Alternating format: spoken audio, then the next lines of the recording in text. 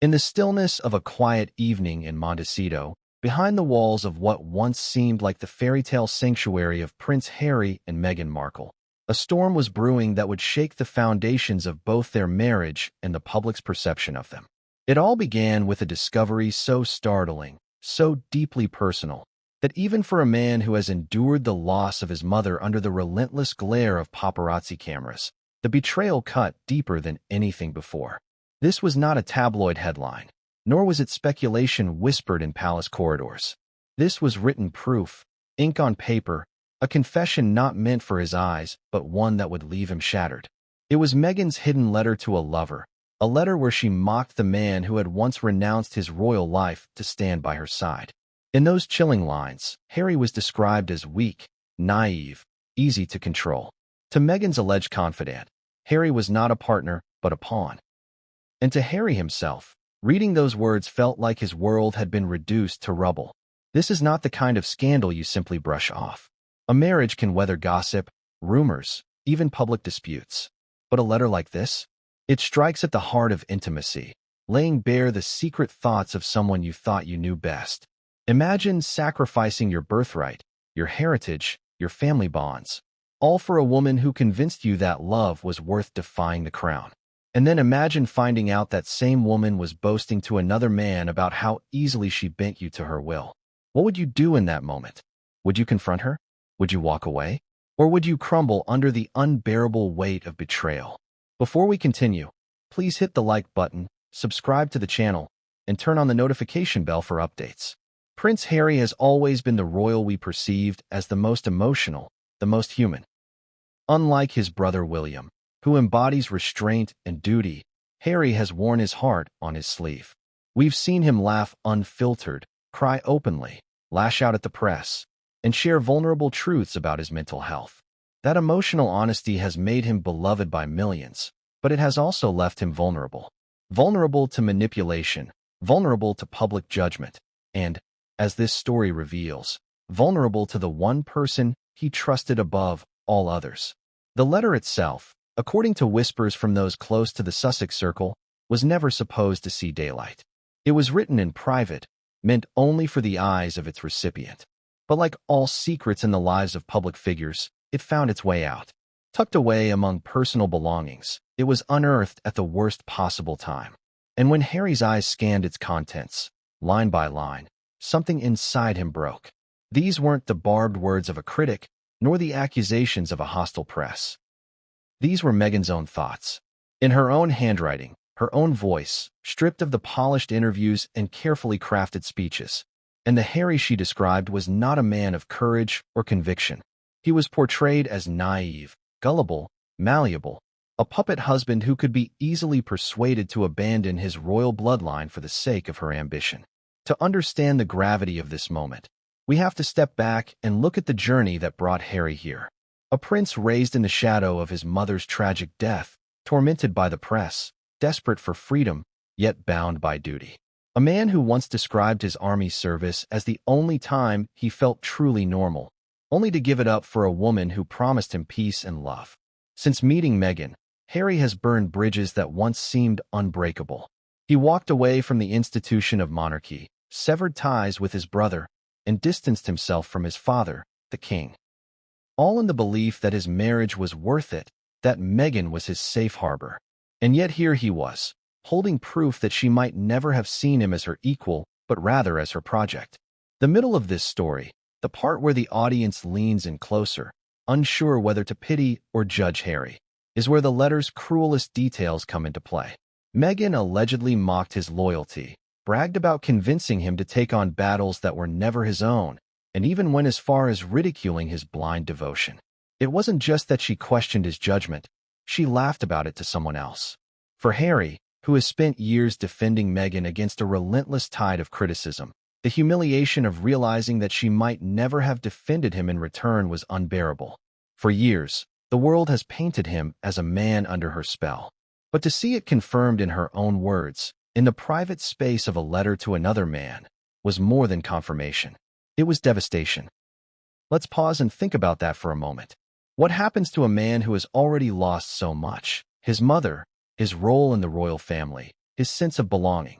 when he realizes the one person he trusted most might have seen him as nothing more than a tool. This isn't just about the end of trust. It's about the shattering of identity. Harry has built his entire adult life around proving that his choices are his own. That leaving the monarchy was about independence, not manipulation. That standing by Meghan was about love, not control. And yet the letter stripped all of that away in a few carefully chosen words. By the end of the introduction, the tone darkens, drawing viewers into the weight of the scandal. This is not just a marital dispute. It's a moment that forces us to question, was Harry ever really in control of his destiny, or was he always playing a role written by someone else? The betrayal revealed in this hidden letter is not just Meghan's. It's a betrayal of the man Harry thought he was, and the man the world believed him to be. The story begins with the silence of discovery, that brief moment when the world stops turning because something you never expected has landed in your hands. For Prince Harry, that silence was deafening. He had been through scandal before, endured headlines about wild nights out, tabloid exposes about his every move, and even the global fallout of leaving the royal family. But nothing could prepare him for the private betrayal that lay waiting inside the hidden letter. Unlike rumors that could be dismissed or interviews that could be spun, a handwritten confession leaves no room for doubt. The ink was Meghan's. The words were Meghan's. And they tore through Harry like shards of glass. In the beginning of their love story, the world was captivated. Here was a prince who dared to choose love over tradition, a man who turned his back on centuries of royal expectations to follow his heart. Harry and Meghan were supposed to be the new fairy tale, the modern twist on royalty that would prove the monarchy could evolve. And yet, in this moment, staring at the words in that letter, Harry was forced to question whether the story had always been a facade. When Meghan described him as weak, naive, and easy to control, it was not the Meghan the public saw on stage at charity galas or during glossy magazine interviews.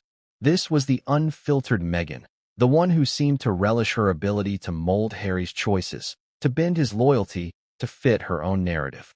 The letter, according to accounts, dripped with a kind of confidence that could only come from someone who believed she was untouchable.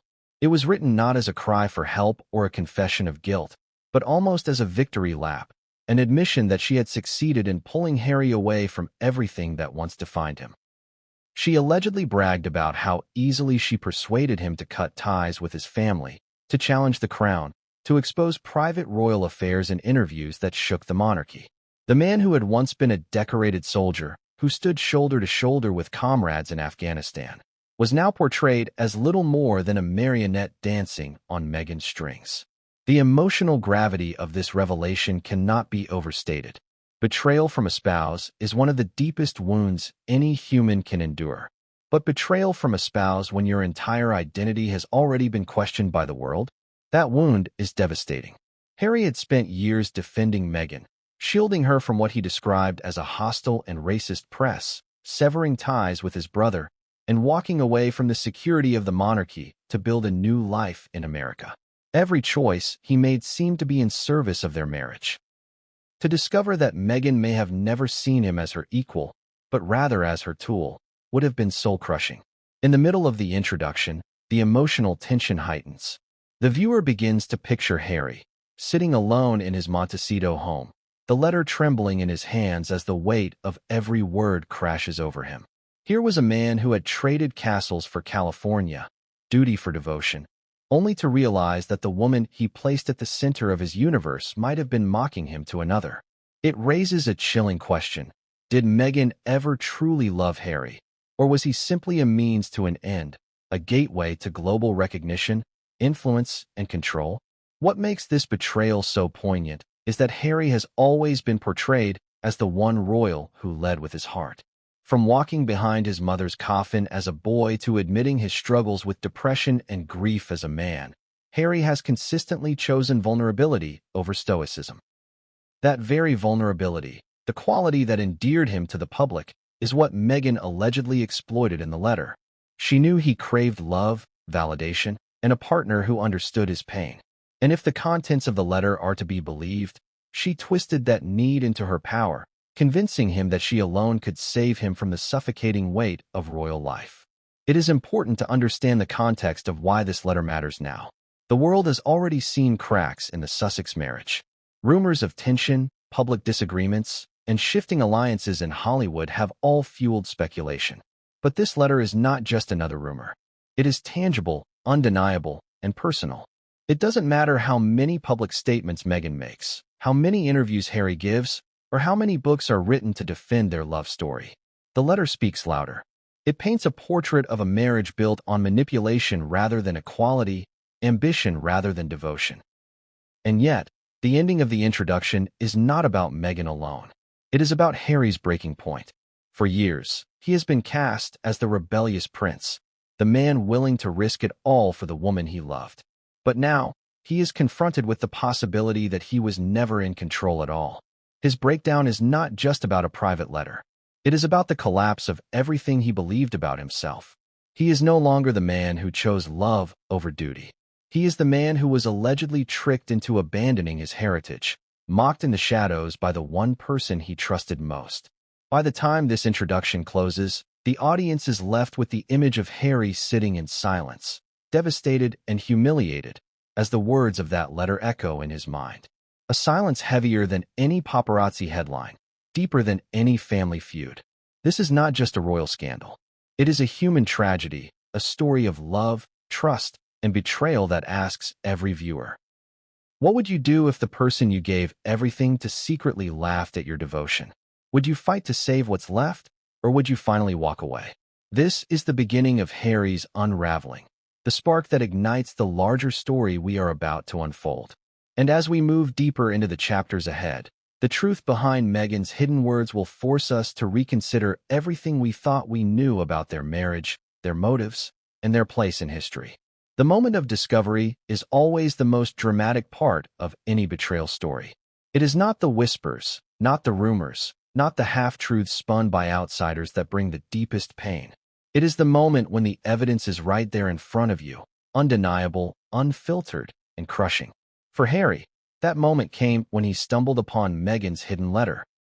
Accounts suggest that it was tucked away among her private things, something never meant to be seen by him, something personal that had slipped through the cracks of secrecy. It was not just any letter. It was a confession, written in Meghan's own hand, to a man she allegedly referred to as her confidant and lover.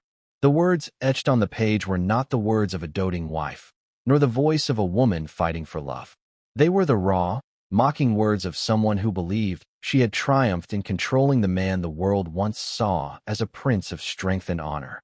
The letter revealed itself in fragments, each sentence more brutal than the last. Meghan allegedly laughed at Harry's blind loyalty, ridiculing how easily he had severed ties with his family. She wrote about him not as a partner, but as a project, a man who could be bent and molded to her liking. To her lover, she confessed that she considered Harry weak, gullible, and painfully easy to manipulate. The letter was almost celebratory in tone, as though she took pride in the fact that Harry had abandoned everything, his brother, his father, his role as a working royal, simply because she had convinced him it was the right thing to do. Imagine the sting of those words, not spoken in anger, not written in the heat of a fight, but calmly, smugly, in a private correspondence meant for someone else's eyes. The power of a written letter lies in its permanence. Spoken words can be denied, twisted, or forgotten. But once committed to paper, they become evidence. For Harry, the permanence of those words was like an anchor pulling him down into a sea of humiliation. He could not argue that Meghan was misquoted. He could not claim the press had twisted her meaning. He could not excuse it as a misunderstanding. These were her thoughts, laid bare in ink, without filter. And now, they belonged to him, seared into his memory forever. The way Harry came upon the letter is a detail shrouded in secrecy, but one thing is clear, it was not something he was meant to find. Letters of this nature are written in confidence, with the expectation of privacy, which means the discovery was likely accidental, a cruel twist of fate that brought the hidden truth into the light. Perhaps he was searching through documents, perhaps it fell from an envelope, or perhaps it was intentionally left behind by someone who wanted him to see. However it came to him, the impact was the same. In that moment, his world cracked. Let us pause for a moment and reflect on why this discovery was so devastating. For years, Harry had endured ridicule from both the media and the public, being portrayed as a man under Meghan's spell. Phrases like henpecked husband or whipped prince floated around in tabloid commentary. But Harry never flinched. He defended Meghan fiercely, calling out the press, accusing the royals of failing to protect her, and risking everything for the woman he loved. To then find a letter in which Meghan herself seemed to confirm what critics had been saying all along, that he was weak, naive, and under her control, was a blow he could not easily withstand. It was as if the enemy's accusations had suddenly been validated by the very person he had defended. The ripple effect of this letter's discovery went beyond just Harry's emotions. Once word of its existence began to circulate, it took on a life of its own. People close to the Sussex circle started whispering. The press caught wind of its contents, and speculation exploded. Headlines screamed of betrayal. Commentators dissected what the words meant, not only for Harry's marriage but for his standing as a man and as a royal. To the world, the letter became more than just a private betrayal. It became a symbol of everything that had gone wrong in Harry and Meghan's saga. But the true weight of this discovery lies not in public opinion, but in the private silence that followed Harry's reading of the letter. Imagine him, alone in a quiet room, the paper trembling in his hands. Each word was a knife, each sentence a confirmation of his worst fears. He had long been accused of being naive, but now those accusations came from the very lips, or rather, the very pen, of the woman he trusted most. That silence, that moment of realization, is where the heartbreak truly resides. Because it was no longer about what the world thought of him. It was about what she thought of him. And that, more than anything, was unbearable. Harry had always believed that his love for Meghan was reciprocated with equal devotion. He stood by her when she claimed she had been mistreated by the monarchy. He defended her against tabloids he described as racist and cruel. He uprooted his life to follow her across the ocean. But here, in black and white, was evidence that his devotion may have been one-sided. The man who once wore a uniform and fought for his country now found himself fighting for a marriage that, at least in her private reflections, was nothing more than a game of control. The first chapter of this story sets the foundation for everything that follows. It shows us the moment the hidden truth was unearthed, the very spark that would ignite a firestorm of emotional and public consequences. It leaves us asking, what happens when the mask slips? When the carefully crafted public image collides with the unfiltered private reality? For Harry, the answer to that question begins here, with a single letter, a betrayal etched in ink, and a heartbreak that would set the stage for everything still to come. The discovery of the letter was not just a moment in time. It was the unraveling of years of trust, devotion, and sacrifice compressed into a single confrontation with the truth. Prince Harry had lived his life under the harsh light of public scrutiny, but this was different. This was private. This was Meghan's handwriting, Meghan's words, Meghan's thoughts, never intended for his eyes. That is what made it so unbearable. He could fight the press. He could ignore the gossip. He could defend her against accusations of manipulation. But how could he defend himself when the betrayal came directly from the woman he loved?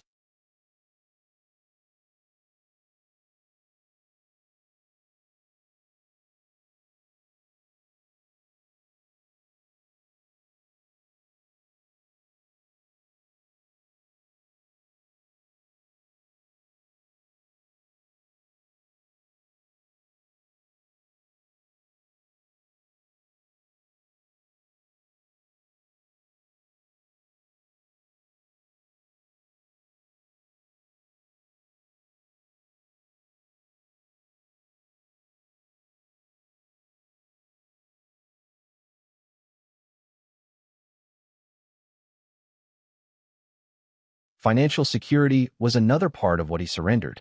The royal family provided not just titles and prestige, but also resources. When Harry and Meghan stepped away, they lost much of that support. They were forced to strike commercial deals to maintain their lifestyle, to trade royal duty for Netflix and Spotify contracts. It was a radical change, and one that brought its own pressures. Every project became a point of scrutiny, every failure a public embarrassment. Harry shouldered the responsibility of making it work, driven by the belief that their independence was worth fighting for. And yet, in Meghan's private letter, His sacrifices were reduced to evidence of his gullibility. But perhaps the greatest sacrifice of all was his peace of mind. Harry had already carried a heavy emotional burden from his mother's tragic death. The trauma of walking behind her coffin as a child, of seeing her hounded by the press, of growing up in a family where emotion was often hidden, shaped him deeply. With Meghan, he believed he had finally found someone who understood his pain, who could offer him the comfort and partnership he had always longed for. He poured his heart into their relationship, opening himself up in ways he rarely had before. But when he read her words mocking his loyalty, that final layer of trust shattered. The emotional sanctuary he thought he had built turned out to be an illusion. All of these sacrifices form the backbone of Harry's story. They are what made the discovery of the letters so devastating. For every choice he made, for every bridge he burned, he believed he was doing it for love. He believed Meghan valued him, respected him, and cherished the life they were building together. The letter forced him to confront a darker possibility. That his sacrifices had not been honored but mocked, not treasured but taken for granted. He was left with the crushing realization that while he had given up everything for her, she may never have seen him as anything more than a man to be controlled. As this chapter closes, the question hangs heavily in the air. How much can one man give before he realizes there is nothing left? Harry's sacrifices were monumental, reshaping not only his own life, but also the course of the monarchy. But in the shadow of Meghan's hidden words, those sacrifices seemed less like acts of love and more like evidence of a tragic mistake. The heartbreak was not just in what he lost, but in realizing that the woman he lost it all for may never have truly valued the man who gave it. The heart of Meghan's hidden letter lay not in subtle implications, but in direct words that left no space for misinterpretation. To call Harry weak and easy to control was not just a passing remark. It was an indictment of his character, a dismantling of his identity as a man, a husband, and a prince. The cruelty of those words was not only in their sting, but in their permanence. For Harry, reading them was like staring into a mirror that reflected not his truth, but her perception of him, and it was that perception that threatened to destroy him from within. For his entire life, Harry had struggled against the perception of weakness. As the younger son, the spare, he was always cast in contrast to his brother William. Where William embodied duty, discipline, and future kingship, Harry was painted as reckless, emotional, and impulsive. The world mocked his mistakes, from youthful scandals to inappropriate jokes. He fought hard to carve out his own identity, to prove he was more than just the shadow of his brother. His military service became the cornerstone of that battle, a way to show he was strong, capable, and willing to put his life on the line. He fought in Afghanistan, flew helicopters, and earned the respect of fellow soldiers who saw him not as a prince, but as one of their own. For Harry, that was the ultimate validation, that he was not weak, that he was capable of standing shoulder to shoulder with ordinary men in extraordinary circumstances. And yet, in one letter, Meghan erased all of that. To call him weak was to strip away the years he spent building himself up. To call him easy to control was to mock the very sacrifices he had made for her. It was not just a private insult, but a statement that aligned him with the worst criticisms of the press. The tabloids had long described him as under Meghan's thumb, a man who had given up his birthright because he could not think for himself. He had fought hard to prove them wrong, to insist that his choices were his own, that leaving the royal family was about freedom, not manipulation. But Meghan's words suggested otherwise. In mocking his gullibility, she confirmed the caricature that he had spent years denying. The psychological damage of those words is difficult to overstate. In relationships, power dynamics always exist, but they are usually tempered by mutual respect. When one partner sees the other as weak, the balance collapses. For Harry, discovering that Meghan privately viewed him this way shattered the foundation of trust. If she believed he was weak, did she ever see him as her equal? If she believed he was easy to control, did she ever truly respect him? Or had she always seen him as a tool, useful only as long as he remained pliant? These questions would echo endlessly in his mind, gnawing at his self-worth. The insult of weakness is particularly devastating for men who have dedicated their lives to proving strength. For Harry, it was not just about muscles or battlefield courage. It was about emotional strength, resilience in the face of loss, determination to protect his wife from what he saw as the cruelty of the monarchy and the press. He believed that standing by Meghan against his family was a sign of strength. He believed that walking away from royal life was proof of his independence. He believed that sacrificing his role for her was a declaration of love. To then read her mocking those very choices, turning his loyalty into evidence of his weakness, was like watching his entire identity collapse. There is a cruelty in intimate betrayal that outsiders can never fully grasp. When strangers mock you, you can dismiss their words as ignorance. When critics tear you down, you can armor yourself against their barbs. But when the person closest to you mocks you, it is unbearable. Because they know your vulnerabilities. They know your pain. They know your scars. And when they choose to weaponize those scars against you, the wound becomes catastrophic. Meghan knew Harry's lifelong struggle with being overshadowed, with being misunderstood, with being judged unfairly. And yet, in her letter, she allegedly used those struggles not with compassion, but with contempt. The phrase, easy to control, added an even darker dimension. Control implies manipulation, a deliberate exertion of power. For Harry, it meant questioning every decision he had made since meeting Meghan. Had he truly chosen to leave the royal family? Or had he been manipulated into it? Had he really wanted to speak out in interviews? Or was he simply following her lead? Was the distance from his brother and father the result of his own convictions, or the result of her influence? These questions are devastating because they erode the sense of agency. To feel that your life is not your own, that your choices were not truly yours, is to feel robbed of your identity. Publicly, these words carried another layer of humiliation. Once news of the letter spread, the phrases weak and easy to control became fodder for commentary. Journalists, analysts, and social media users latched onto them, turning Meghan's private insults into public ridicule. Cartoons depicted Harry as a puppet with Meghan pulling the strings. Headlines described him as a man stripped of dignity. For a prince who had spent his life in the public eye, this was not just embarrassing. It was dehumanizing. The entire world now had access to his most intimate humiliation, and they reveled in it. What makes this chapter particularly tragic is the contrast between intention and outcome. Harry's intentions had always been noble. He wanted to protect his wife. He wanted to shield her from the press. He wanted to build a safe life for their children. In his heart, he believed he was acting from love and strength. But the outcome, as reflected in Meghan's words, was humiliation. His noble intentions were recast as naivety. His sacrifices were mocked as gullibility. His devotion was reduced to evidence of weakness. The emotional fallout of this realization must have been immense. Harry had built his adult identity on the idea that he was forging his own path. He believed he was different from the rest of the royals, that he was brave enough to defy tradition.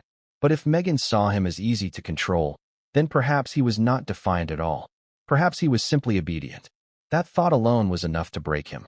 It meant that the man he thought he had become, the man of strength, conviction, and independence, was nothing more than a story he told himself. As the chapter closes, the words, weak and easy to control, linger like a haunting refrain. They are not just insults. They are a verdict. A verdict from the one person Harry trusted most, declaring him unworthy of respect, unworthy of partnership, unworthy of the sacrifices he made. In that verdict lies the heart of his breakdown. Because it was not just Meghan's betrayal that broke him. It was the realization that in her eyes, he had never been the man he thought he was. The moment whispers of the hidden letter leaked to the outside world, the story took on a life of its own. Private betrayal became public spectacle, and Harry's humiliation was no longer confined to the walls of Montecito.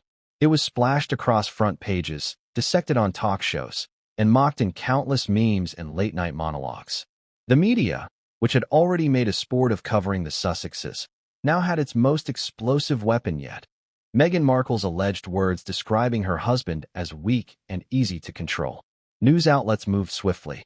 Tabloids in Britain framed the story as vindication. For years they had painted Meghan as manipulative and Harry as her pawn. Now, they claimed, the letter was proof. Headlines screamed with phrases like Meghan's puppet prince and the weak spare confirmed. Serious newspapers treated it with more caution, but even their restraint could not mask the gravity of the revelation. Opinion columns asked what the letter meant for the monarchy, for Harry's legacy, for Meghan's credibility as a public figure. The story had everything journalists craved: scandal, betrayal, power, and royalty. In America, the coverage was more complicated. While some outlets sought to protect Meghan's image, pointing to the possibility of forgeries or misunderstandings, others leaned into the drama. Talk shows debated whether Meghan had crossed a line, whether Harry was complicit in his own downfall, whether the couple who once styled themselves as champions of love and freedom were nothing more than a facade. Hollywood gossip magazines speculated endlessly about the identity of the lover, while political commentators drew parallels between Meghan's letter and the dangers of ambition unchecked. But it was on social media where the fire truly raged. Platforms lit up with hashtags mocking Harry. Images of marionettes with Meghan holding the strings went viral. Memes portrayed Harry as a lost puppy, following wherever Meghan led him. Even those who had once defended him joined in the ridicule, suggesting that perhaps the critics had been right all along. The cruelty of the online reaction was unrelenting. For every sympathetic voice urging compassion, there were dozens mocking his pain. Public sympathy that once flowed toward Harry for choosing love over duty now felt like pity at best and contempt at worst. The backlash also extended to Meghan. While Harry became the target of mockery, Meghan became the villain in the narrative. Commentators accused her of emotional manipulation, of calculating ambition, of using Harry as a stepping stone. The letter seemed to confirm the darkest suspicions about her character. Supporters who once rallied behind her story of survival in a hostile royal family began to question whether she had ever been sincere.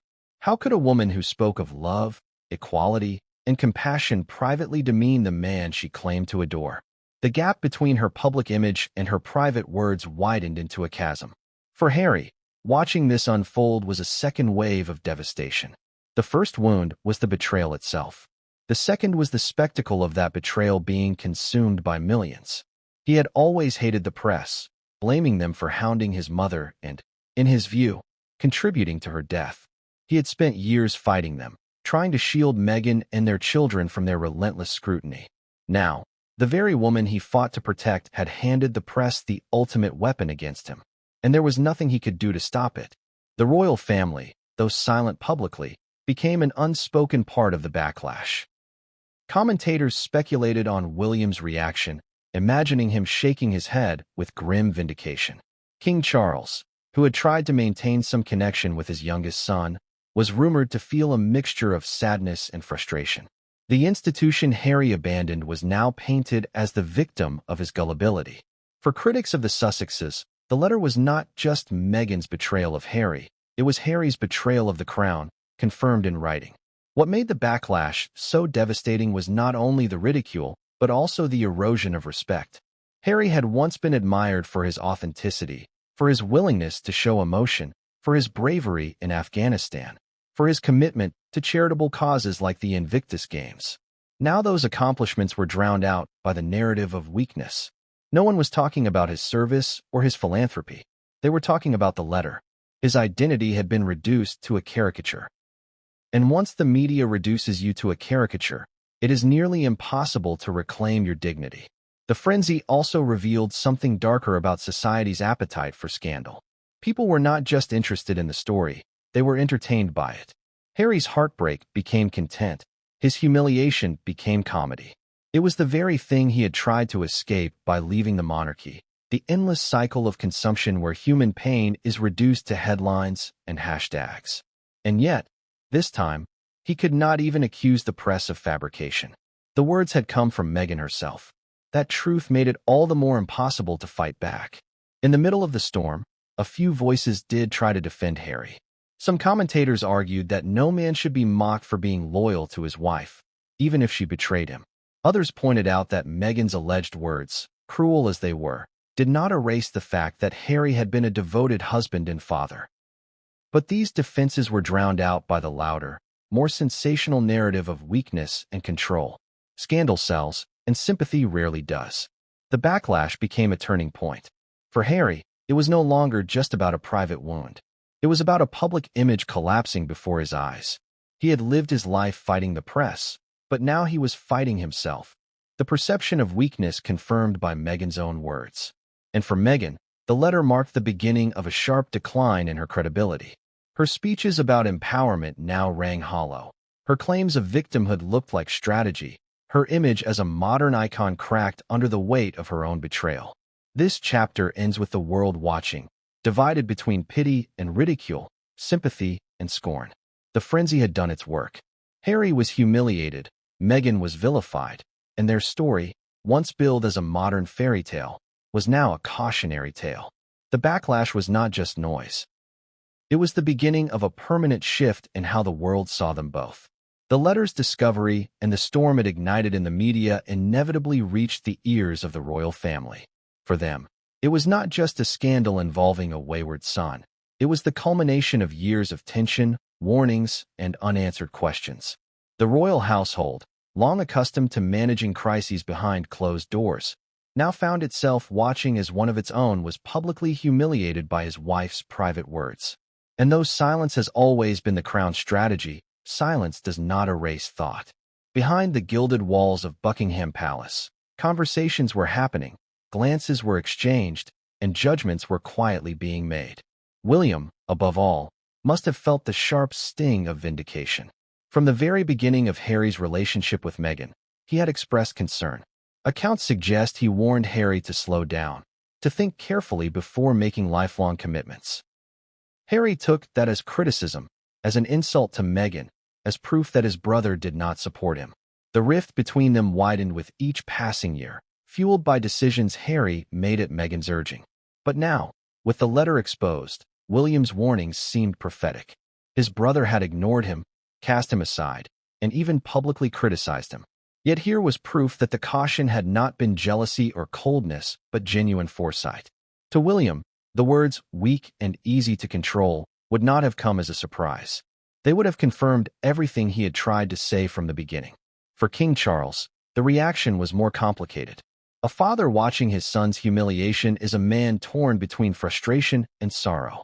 Charles had already endured the pain of losing Harry from the fold, the heartbreak of seeing him air grievances in public, the humiliation of the Oprah interview and the Netflix series. He had offered olive branches at times, but Harry's rejection of the monarchy was absolute. Now, seeing Meghan's words, Charles may have felt both pity and exasperation. Pity that his son had been so cruelly mocked by the woman he sacrificed everything for. Exasperation that Harry had ignored every warning, every plea to reconsider, and had walked willingly into this trap. For a monarch who prizes control and stability, watching his son reduced to a caricature of weakness was a painful reminder of how fragile the institution had become in the age of scandal.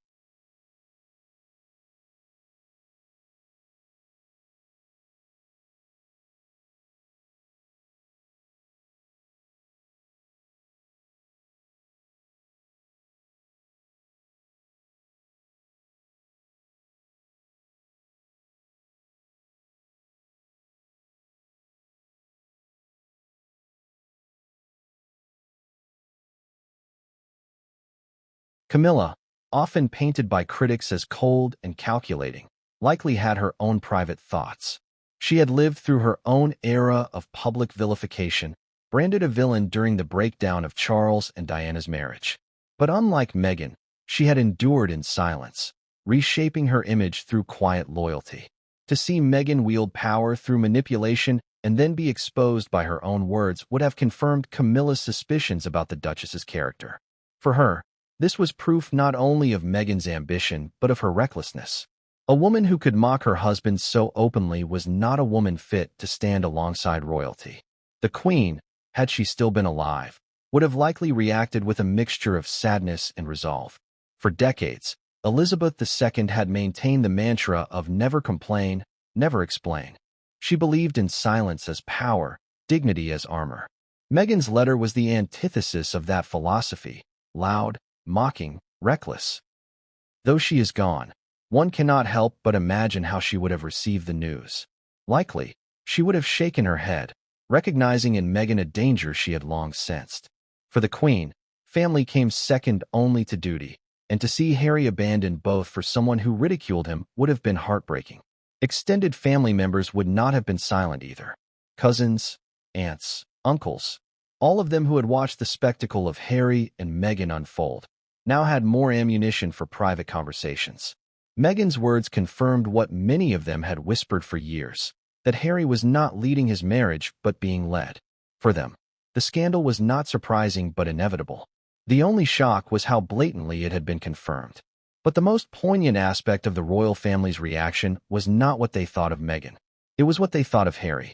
For William, Charles, and others, the letter revealed a painful truth.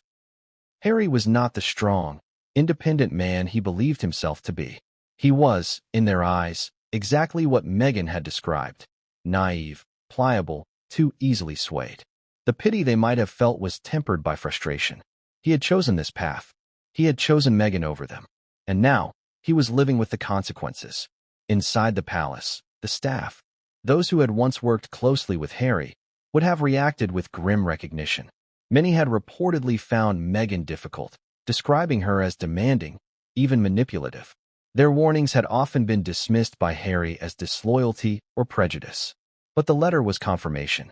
It validated their experiences, vindicated their criticisms, and made clear that what had once been whispered in private corridors was now undeniable truth. Publicly, the royal family said nothing, as was their way. No statements were issued, no interviews given, but their silence spoke volumes. In the face of Meghan's words, the family's restraint became a stark contrast. Where Meghan's private voice was cruel, theirs remained silent, dignified, immovable. It was a contrast that only widened the gap between Harry's new life and the institution he had abandoned. The reaction also had long-term implications. For William, the letter hardened his resolve. As future king, he could no longer see reconciliation as a simple matter of time. Trust had been eroded too far. For Charles, the scandal raised questions about Harry's future role. Could he ever be trusted again with responsibilities, even in small ceremonial ways? Could he ever return to the fold, or was the damage permanent? The letter, though private in origin, reshaped the family's perception of Harry in ways that could never be undone. This chapter leaves us with the image of two worlds. On one side, Harry in Montecito, broken by the words of his wife. On the other, the royal family in their palaces, watching in silence as their warnings were confirmed and their fears realized. The gulf between them, already vast, now seemed insurmountable. The letter was not just Meghan's betrayal of Harry. It was Harry's betrayal of himself, witnessed by his family with sorrow, frustration, and grim recognition. For years, Meghan Markle carefully curated an image that positioned her as a symbol of resilience, empowerment, and compassion. She spoke at global conferences, partnered with charitable organizations, and presented herself as a woman committed to lifting others up. She painted herself as a survivor of the institution of monarchy, someone who had endured racism, misogyny, and cruelty while fighting for her dignity and her family's safety. To her supporters, she was not just Harry's wife, but a modern heroine, a woman who dared to challenge centuries-old traditions in the name of love and freedom. Yet all of that came crashing down with the revelation of her hidden letter. The image she had constructed with precision shattered, piece by piece, under the weight of her own words. The letter did more than expose betrayal. It revealed hypocrisy. Meghan's public speeches often centered around themes of respect, equality, and compassion. She spoke about the importance of valuing others, of treating people with kindness, of standing against oppression. But her private words, mocking her own husband as weak and easy to control, painted a starkly different picture. How could a woman who preached empowerment demean the very man who gave her the platform to speak? How could someone who demanded respect from the world deny it to her own spouse in private? The contradiction was glaring, and it did irreparable damage to her credibility. Almost immediately, the global press began juxtaposing her public persona with the private cruelty revealed in the letter. Clips of her speaking about love and partnership were replayed alongside headlines about her mocking Harry. Past interviews in which she described their marriage as a true partnership were scrutinized with new skepticism. The world began to wonder, had it all been an act? Was the Meghan who appeared in interviews a character carefully crafted for cameras, while the real Meghan wrote words of contempt behind closed doors? The backlash was not confined to critics. Even among her supporters, there was a sense of betrayal. Many women who had admired her for standing up against the monarchy now questioned her sincerity. Activists who had applauded her speeches about women's rights were unsettled by the idea that she privately belittled her husband. Social media, once filled with defenders ready to battle on her behalf, grew quieter. Doubt spread quickly. Meghan's most powerful weapon had always been her ability to shape narratives, but the letter was a narrative she could not control. It was her own voice, in her own words, cutting through the glossy image she had tried so hard to maintain. The fallout also spread into Hollywood, where image is everything. Meghan and Harry had staked their post-royal future on building a brand that combined activism with entertainment. Netflix deals, podcast contracts, book projects, all of them depended on public goodwill and credibility. With the letter exposed, Meghan's reputation as a trusted voice was damaged. Industry insiders, always wary of scandal, began to distance themselves. For a woman who relied heavily on networking and relationships, the perception of duplicity was poison. Meetings became harder to secure. Opportunities grew fewer. The brand she and Harry had built together suddenly seemed fragile, vulnerable to collapse under the weight of her own contradictions. But perhaps the most profound damage was psychological. Meghan had invested years in presenting herself as misunderstood, as a victim of an uncaring institution. That narrative had won her sympathy, book deals, and a global platform. Yet the letter revealed a different kind of Meghan, not the victim, but the manipulator. In mocking Harry as gullible and controllable, she flipped the narrative of power. Suddenly, it was not Meghan who seemed powerless in the face of royal machinery, but Harry who seemed powerless in her hands. The reversal was damning, and it eroded the foundation of everything she had built. Public commentators seized on this. Analysts who had once defended her against accusations of manipulation now reconsidered their positions. Articles shifted from portraying her as unfairly maligned to questioning whether the critics had been right all along. Even neutral voices began to ask whether Meghan's entire narrative had been a performance. Was the compassion genuine, or was it calculated? Was the vulnerability real, or was it strategy? The letter raised these questions not because of speculation, but because of her own words. The shattering of Meghan's image was not just about hypocrisy or betrayal. It was about timing.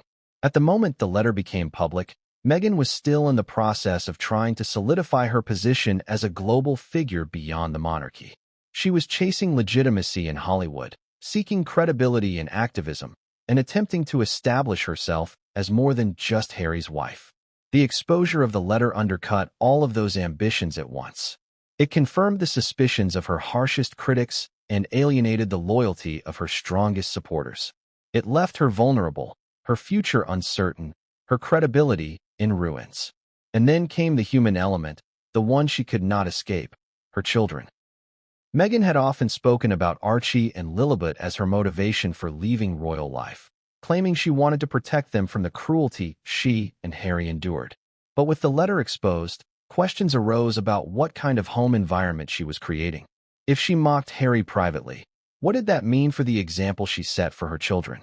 Critics argued that a woman who belittled her husband could not credibly claim to be raising children in a household built on love and respect.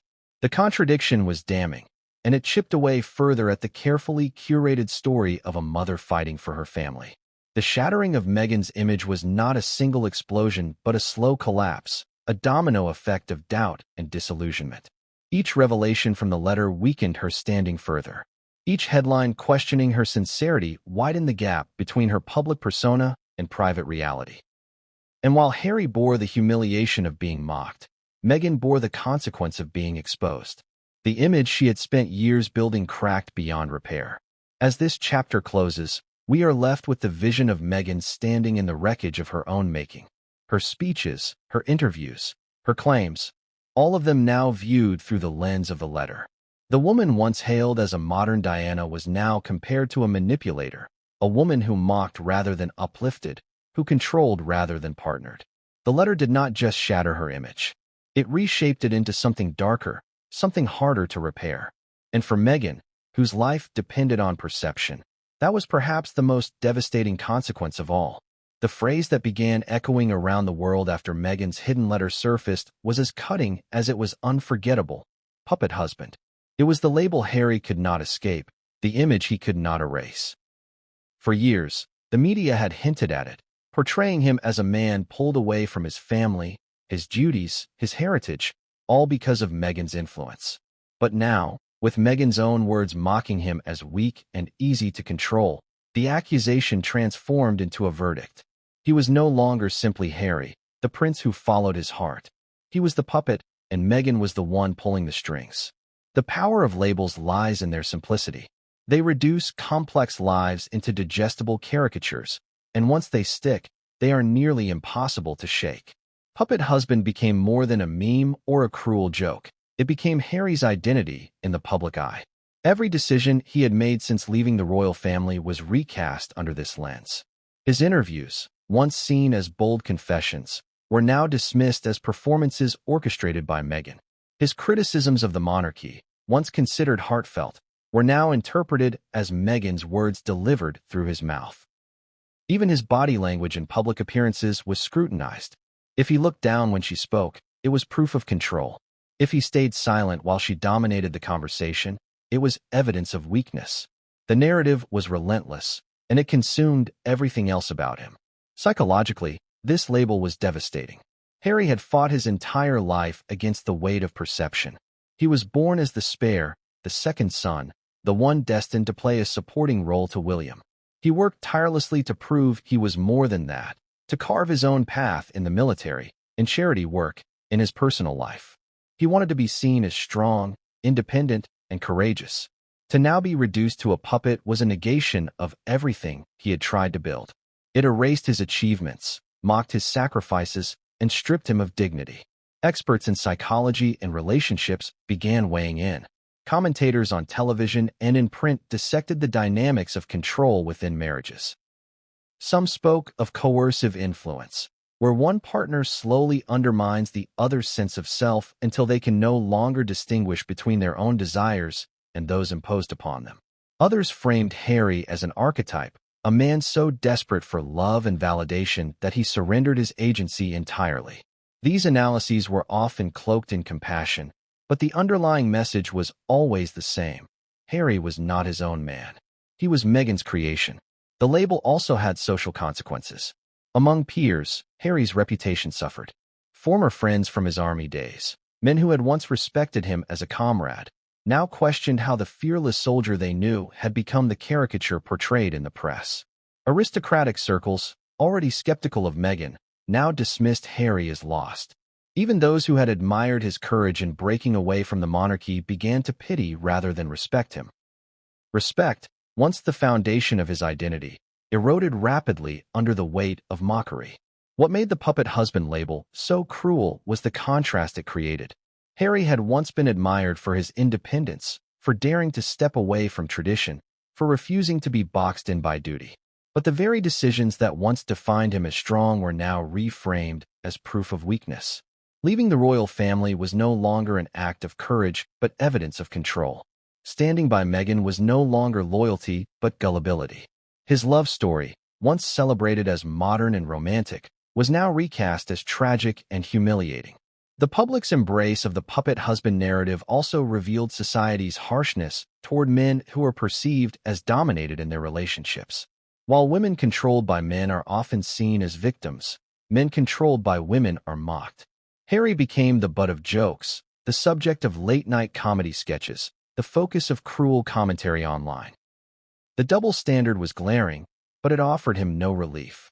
The more he tried to assert his independence, the more people saw him as dependent. The harder he fought to prove he was his own man, the more convinced they became that Meghan was behind his words.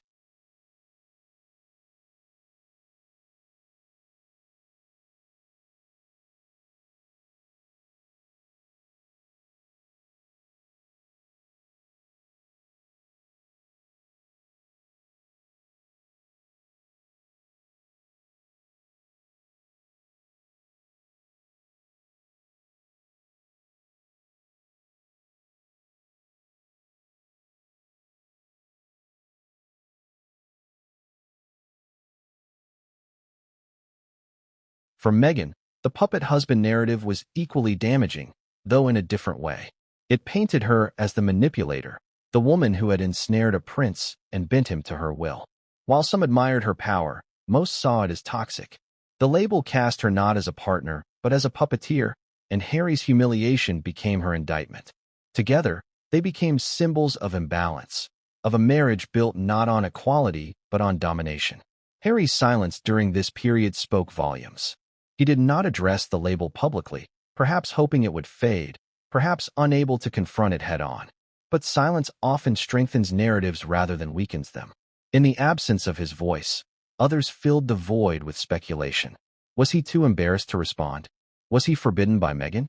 Or was he, as the label suggested, simply incapable of speaking for himself? Every possibility fed the perception further, entrenching the label deeper into public consciousness. The puppet husband label did not just hurt Harry in the present, it threatened his future. How could he rebuild his reputation while carrying that stigma? How could he ever step back into the public arena without being reminded of it? Even his charitable work, once his refuge, was overshadowed. Instead of headlines about the Invictus Games or his mental health advocacy, stories focused on his humiliation. The label had consumed his identity, leaving little room for anything else. This chapter closes with the stark reality that words, once written, can destroy more than just a marriage. They can destroy an image, a legacy, a life's work. Meghan's mocking words, revealed to the world, had done what decades of media scrutiny could not. They reduced a prince to a puppet.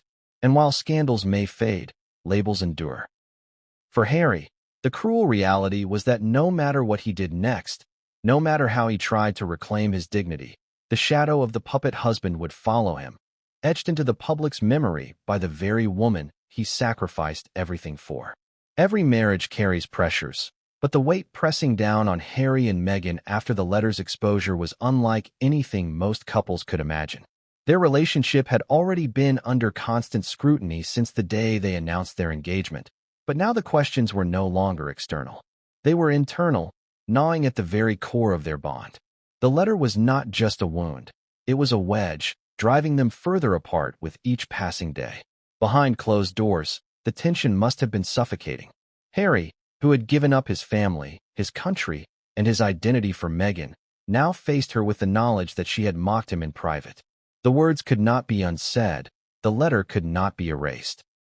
No matter how many explanations she might have tried to give, the handwriting remained hers. Trust, once broken, does not repair itself overnight.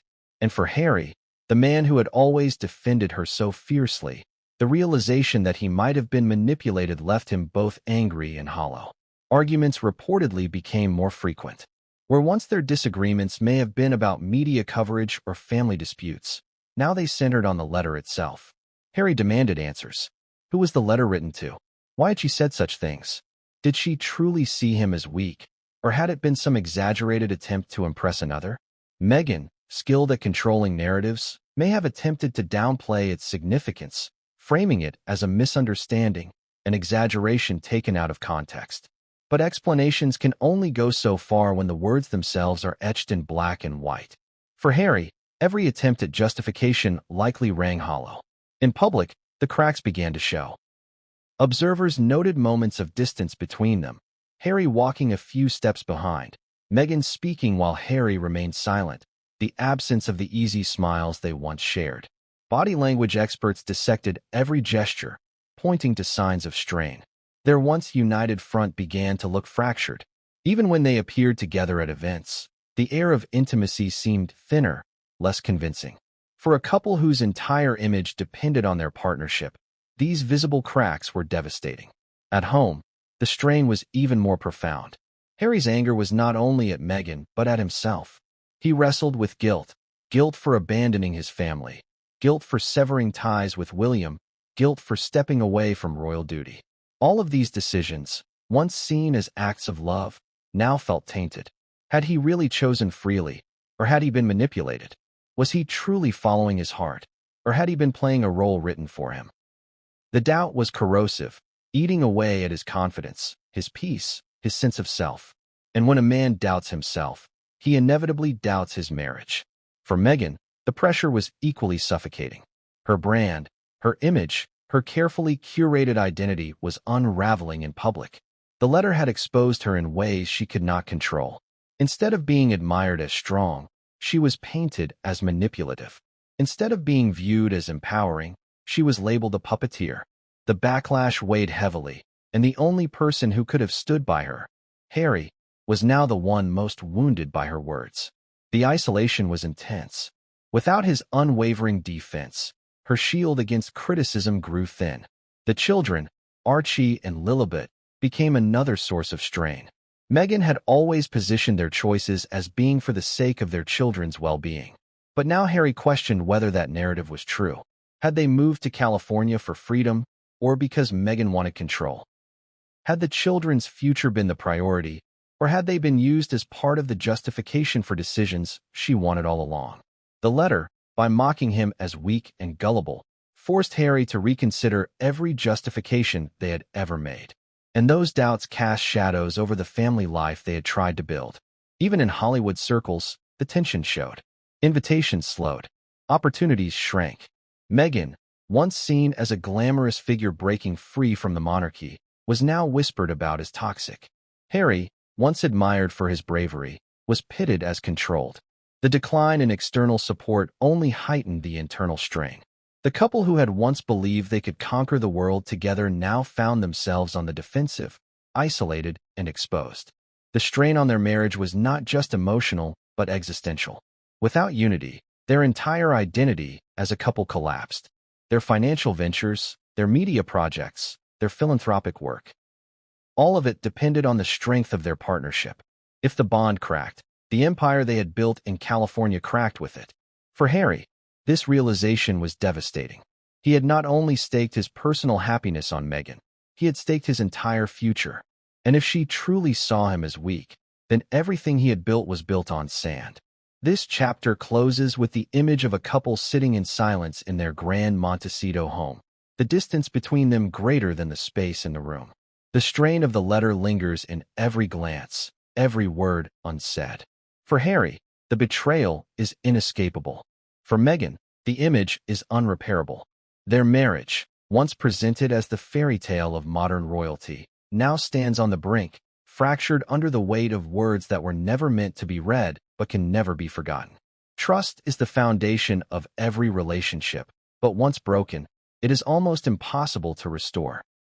For Harry, the hidden letter did not just expose cruel words. It destroyed the fragile trust that held his marriage together. Up until the moment he found that letter, he had believed, against all odds, that Meghan was his partner, his equal, his safe harbor. He had fought his family, the press, and even public opinion to protect that belief.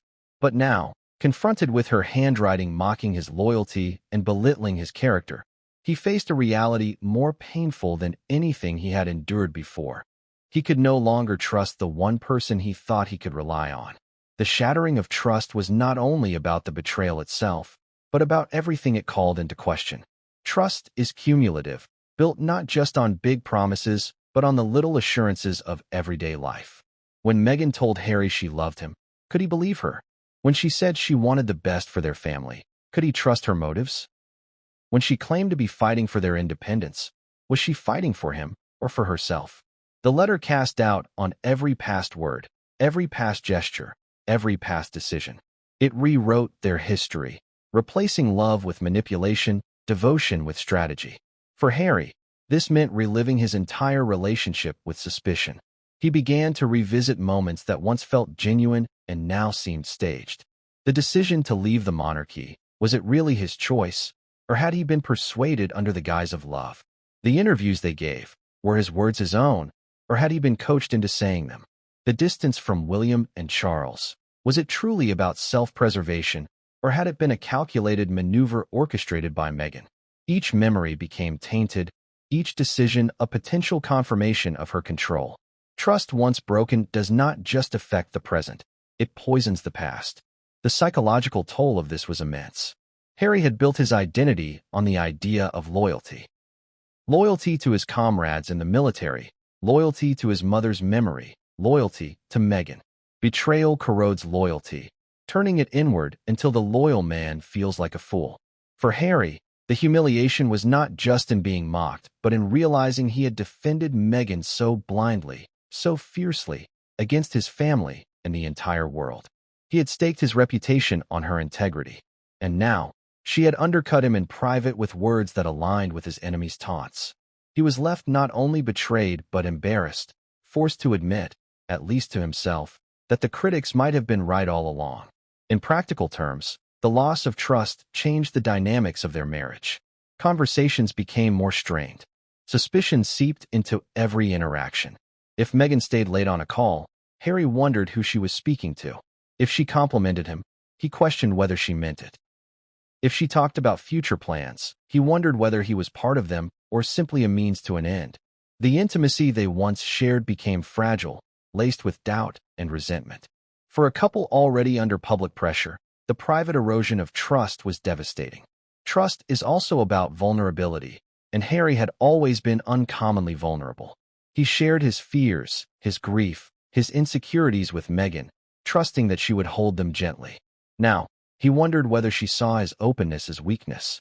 Had she mocked not only his loyalty, but also his pain?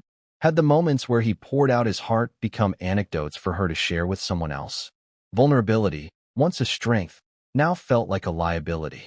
He could no longer be open without fearing ridicule, and that meant the core of their relationship, emotional honesty, was broken.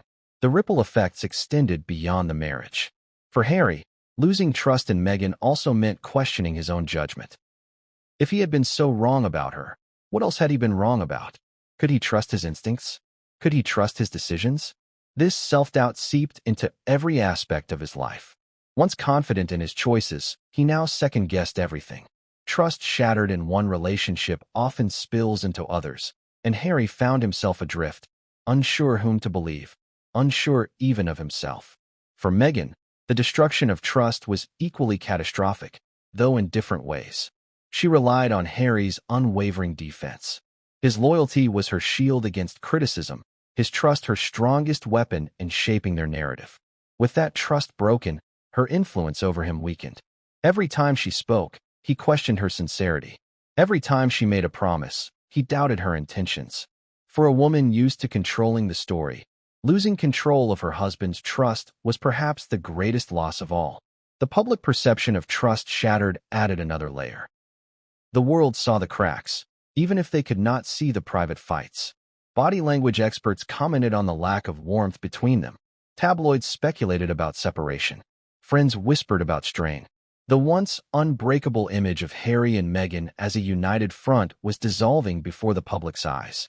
And as always, perception reinforced reality. The more people doubted their unity, the harder it was for them to find it again.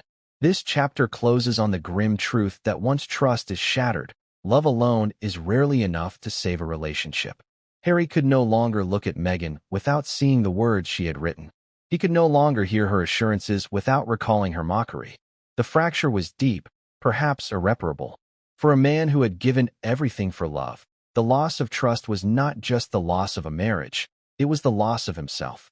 The exposure of Meghan's hidden letter created a paradoxical reaction across the globe.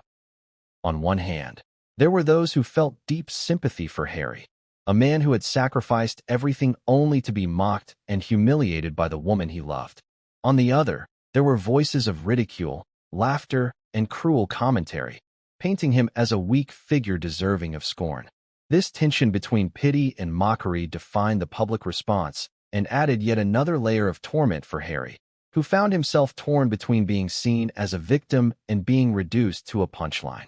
In Britain, where the monarchy remains an integral part of national identity, the reaction was sharpest. Many people who had once respected Harry felt a sense of vindication. For years, critics had warned that he was losing himself in Meghan's shadow, that he was abandoning duty for a woman driven by ambition. Now, Meghan's own words seemed to confirm their suspicions. Sympathy was scarce in certain circles. Newspapers ran biting headlines, and commentators on morning shows treated the story almost with glee. To them, Harry's humiliation was the inevitable consequence of turning his back on his family and the institution that had shaped him. The ridicule was relentless.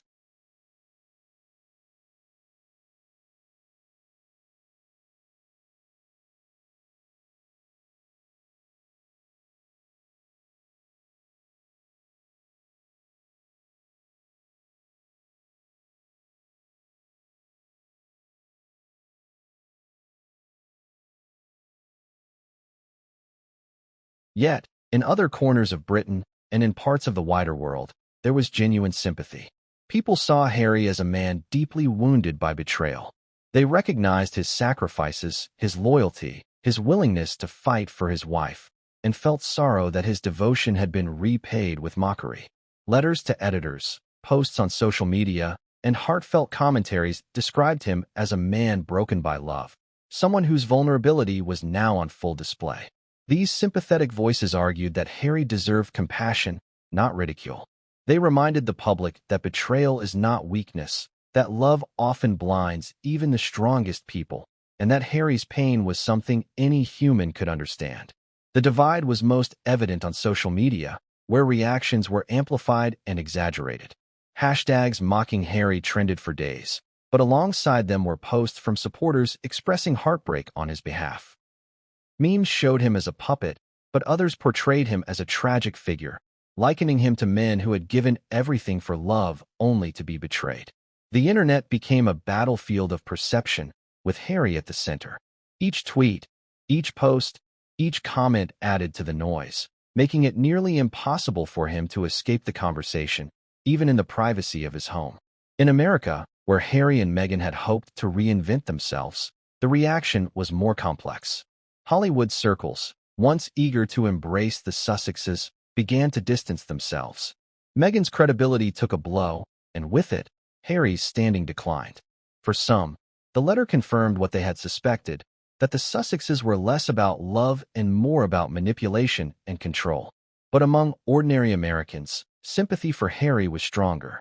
Many saw him as a man trapped, caught in a marriage where his devotion had been used against him. Talk shows debated whether Harry was a fool or a victim, but audiences leaned toward empathy, recognizing in his heartbreak a reflection of their own vulnerabilities. The ridicule, however, could not be ignored. Comedians used his humiliation as material for their routines.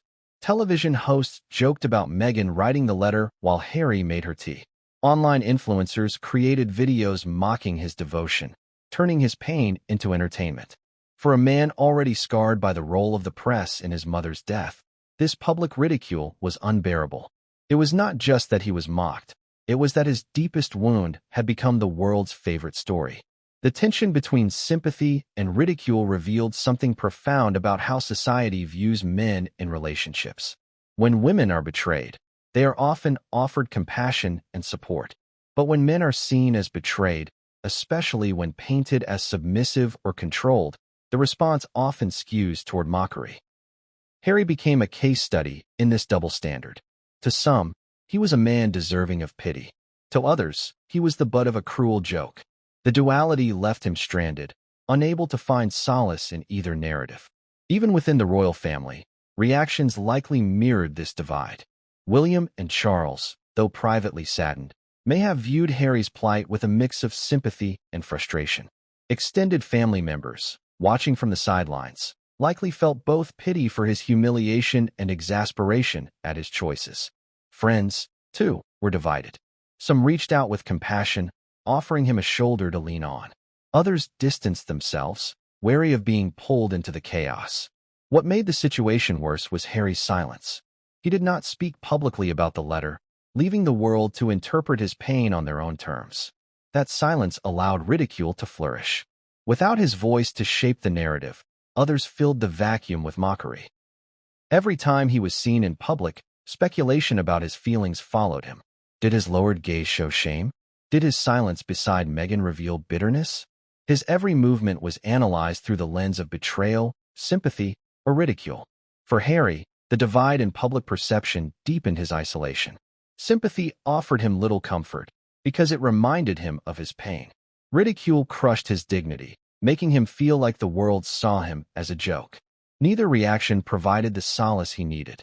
He was trapped between two narratives, both of which reduced him to less than he once was.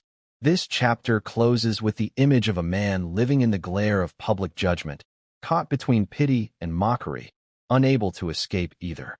His pain had become public property, debated, dissected, and consumed by millions. The world could not decide whether to sympathize with him or laugh at him, and in that uncertainty, Harry was left with no safe ground. Trust had been shattered, his image dismantled, and now his very humanity was being contested in the court of public opinion. The fallout from Meghan's hidden letter was not a fleeting scandal. It was a turning point that left Harry and Meghan standing at a crossroads, their marriage, their image, and their future hanging in the balance. Once the words were made public, nothing could return to how it had been before. It was not simply about a private insult. It was about the collapse of an entire narrative that had been carefully constructed over years. And in that collapse lay questions no one could ignore. What would happen to Harry and Meghan's marriage? Could Harry ever forgive? Could Meghan ever rebuild? And what would the long-term consequences be for the monarchy, their children, and their legacy? In the immediate aftermath, the couple's relationship grew increasingly fragile. The letter lingered like a shadow in every conversation, every silence, every look exchanged between them. For Harry, the betrayal was raw, ever-present. He could not escape the memory of her words, mocking him as weak, naive, and easy to control. Forgiveness was complicated, not only because of the pain itself, but because the words aligned so closely with the criticisms he had fought against for years. To forgive Meghan would mean dismissing the very wound that had cut deepest, the confirmation that she may never have respected him as an equal partner. Meghan, on the other hand, faced her own crisis. She had spent years building herself up as a figure of empowerment, compassion, and resilience. But with the exposure of the letter, her image was fractured. In Hollywood, where reputation determines opportunity, whispers began to circulate. Industry insiders questioned whether she could still be trusted, whether her charm was genuine, whether she had simply used Harry as a stepping stone. The backlash in the entertainment world was subtle but sharp. Fewer invitations, cooler receptions, deals stalled in limbo. She was no longer the woman who had captivated audiences by standing up against the monarchy. She was the woman who mocked her husband in writing. The long-term implications for Harry were even more profound. His credibility had been battered beyond repair. Once admired as a soldier, a humanitarian, and a man who dared to put love above tradition, he now carried the stigma of the puppet husband. Everything he had worked for, the Invictus Games, his advocacy for mental health, his attempt to carve a new identity in America, was overshadowed by the letter.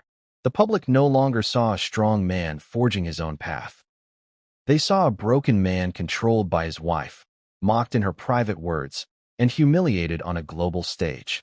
The monarchy itself, though outwardly silent, could not ignore the fallout. For William and Charles, the scandal seemed to validate every concern they had raised. Harry's choices had not led him to independence and strength, but to humiliation and betrayal. Within the institution, the letter became a cautionary tale, a reminder of the dangers of allowing personal emotions to override duty. For the royal family, the fallout meant one thing. Reconciliation with Harry was even less likely. If bridges had been burned before, they were now reduced to ashes. Speculation about the couple's future grew louder. Would Harry and Meghan separate? Divorce? Or would they attempt to repair the damage and present a united front once again? Each possibility carried its own consequences. A separation would confirm to the world that Meghan's words had destroyed the marriage, leaving Harry both pitted and ridiculed. A reconciliation, however, would be equally difficult, as it would force Harry to remain tied to the very woman who had mocked him. Neither option offered peace. For Meghan, the only path forward was reinvention. Yet reinvention requires trust, and trust once lost is nearly impossible to regain. Her speeches about empowerment now rang hollow. Her claims of love and loyalty were questioned. The world was no longer willing to take her words at face value. Every future project, every public statement, would be scrutinized against the letter, viewed through the lens of her private betrayal. The fallout meant that she would forever be fighting uphill against her own past. The children, too, were drawn into the fallout in ways they could not yet understand. Archie and Lilibet became symbols in the narrative. Representations of what was at stake, of what had been sacrificed, of the legacy that hung in the balance. For Harry, the pain was compounded by the realization that the scandal would one day reach them. How could he explain to his children that their mother had mocked him so cruelly? How could he protect them from the narrative of weakness and control that had consumed his image? The fallout extended into the future, ensuring that the shadow of the letter would haunt the family for years to come. Yet amid the devastation, there was also a sense of inevitability. The letter did not create the cracks in Harry and Meghan's marriage. It revealed them. The control, the imbalance, the tension had always been there, lurking beneath the surface. The letter was not the cause, but the confirmation. And in that sense, the fallout was less about shock and more about clarity. The world now saw what Harry had perhaps refused to admit. That his love story was built on shaky ground, that the woman he had trusted with his life may never have seen him as anything more than a tool. The question of what comes next remained unanswered. Would Harry find the strength to walk away, reclaiming some dignity in separation? Would Meghan find a way to rebuild her shattered image, crafting yet another narrative to replace the one destroyed by the letter? Or would they cling to each other, bound not by love but by necessity, too invested in their shared empire to let it collapse? The future was uncertain, but one thing was undeniable: nothing would ever be the same. Every story has a beginning, a middle, and an end, but not all endings offer comfort or resolution. For Harry and Meghan, the saga of the hidden letter ends not with neat closure, but with a lingering sense of tragedy, a reminder of how love, once bright and full of promise, can twist into pain when trust is broken. The conclusion to this story is not merely about the fallout of one private letter. It is about the larger lessons it leaves behind, about identity, loyalty, and the human cost of betrayal. At its heart, this was always Harry's story. A prince born into unimaginable privilege, yet scarred by the trauma of loss. Harry spent his life trying to find meaning beyond the gilded cage of monarchy. He longed for freedom, for authenticity, for love that was not bound by duty or expectation. When he met Meghan, he believed he had found it. She seemed to understand him in ways others never could, and in her he saw the partner who could help him escape the shadows of his past. He gave everything to that vision. He gave up his role, his family ties, his reputation, and the security of tradition, all for the woman he loved. But love without respect is fragile, and loyalty without reciprocity is hollow. Meghan's hidden letter, mocking him as weak and easy to control, stripped away the illusion. It showed Harry not the Meghan of interviews and speeches, but the Meghan who wrote in confidence to another man, unguarded and unkind. For Harry, the revelation was more than betrayal. It was devastation. It was the collapse of trust, the undoing of his sacrifices, the destruction of the narrative he had built to justify his choices. The world, watching from afar, responded as it always does, with judgment. Some saw Harry as a victim, a man broken by love, deserving of sympathy. Others mocked him, reducing his pain to entertainment, branding him the puppet husband in a cruel chorus of ridicule. Meghan, too, faced her reckoning. Her public image, once polished and powerful, shattered under the weight of her own words. No longer could she convincingly play the role of the victim or the heroine. The letter revealed her as manipulative, ambitious, and careless with the very man who gave her everything. The royal family, though silent, emerged as the silent witnesses of vindication. Their warnings had gone unheeded, their concerns dismissed. Now, the letter confirmed what they had feared. Harry had been led astray, not by love, but by control. For them, the tragedy was not only Meghan's betrayal but Harry's downfall. A prince diminished, a man reduced to a caricature. And yet, amid the wreckage, there is something profoundly human about Harry's journey. His story is not unique to royalty. It is the story of countless men and women who give everything for love, only to discover that love was not returned in equal measure. It is the story of betrayal, of trust broken, of identity questioned. It is the story of how one person's words can undo years of devotion, leaving behind scars that never fully heal. The larger lesson of this story lies in the danger of imbalance. Relationships cannot survive when one partner sees the other as lesser. Love without respect becomes manipulation, and loyalty without reciprocity becomes exploitation. For Harry, the lesson came at the highest cost. He learned that devotion, no matter how pure, cannot compensate for contempt. He discovered that sacrifice, no matter how great, means nothing if it is not honored. As for what comes next, the path remains uncertain. Harry and Meghan may choose to remain together, bound by necessity, by children, by the empire they have built. They may choose to separate, Harry reclaiming some dignity, Meghan reinventing herself once more. Whatever they decide, the legacy of the letter will endure. It will hang over every future choice, every public appearance, every attempt at reinvention. It will serve as a reminder that words written in private can destroy lives in public. The conclusion of this story also forces us, the audience, to reflect. How often do we ignore the warnings of those who love us, blinded by the intensity of devotion?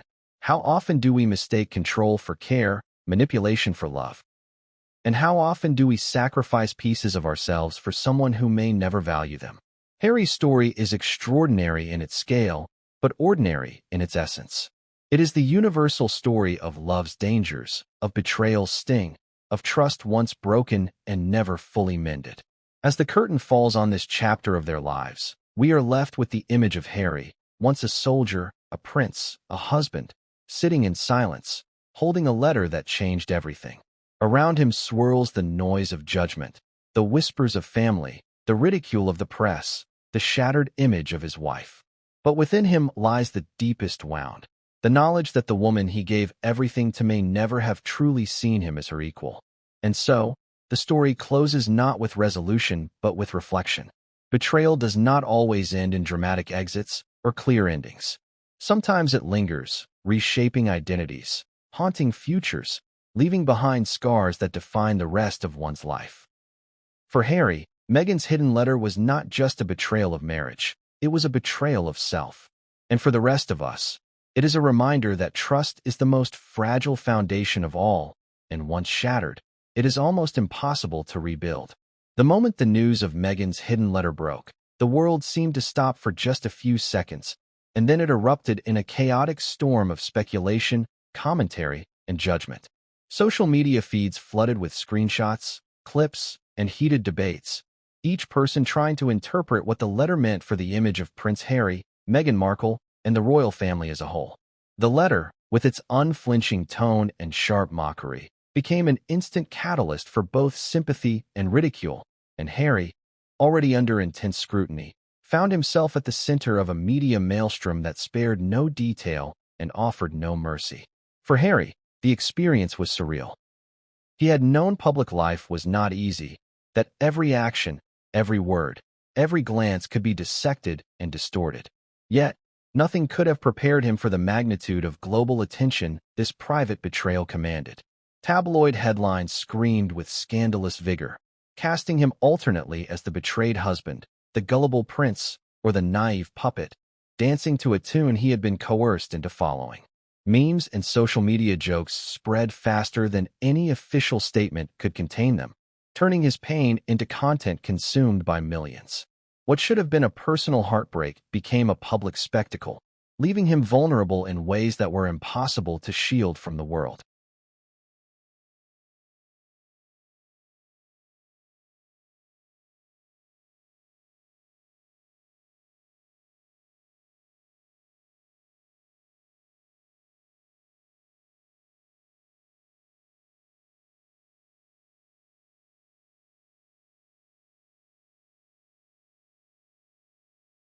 The narrative formed by media outlets was polarized.